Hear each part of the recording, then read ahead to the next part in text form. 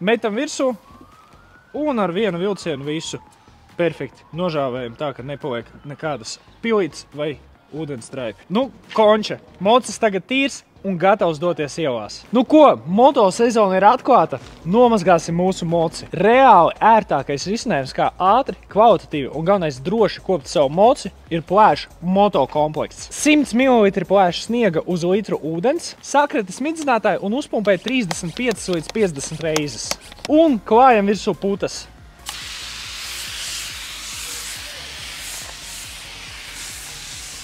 Tā kā līdzeklis ir pH balansēts, tas nesabojās arī sēdekļu, gumijas un chromētās virsmas. Ļautiem sākt iesūkties netīrumos apmēram 2 minūtes. Sniegs ir lubricēts un pH balansēts putu koncentrāts, vienlaikus arī šampūns, kas ir saudzīgs visām motocikla detaļām. Gan sēdekļiem, gan stūrei, gan chromētām detaļām, kas ar agresīviem tīrīšanas līdzekļiem var būt viegli sabojātas. Un tagad skalojam nost.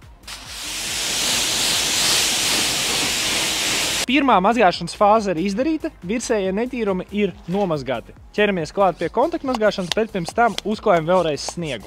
Sagatavo spainītī detailinga otu un mikrošķiedru mazgāšanas cimdiņu, pielējam klāt 50 līdz 70 ml plēšu sniega uz 10 litriem ūdens. Visas glancētās virsmas, lai nesaskrāpēt, mazgā ar mikrošķiedru cimdiņu, bet vietās, kur ir grūtāk piekļūt, izmanto detailinga otiņu. Un tagad skalojam nost.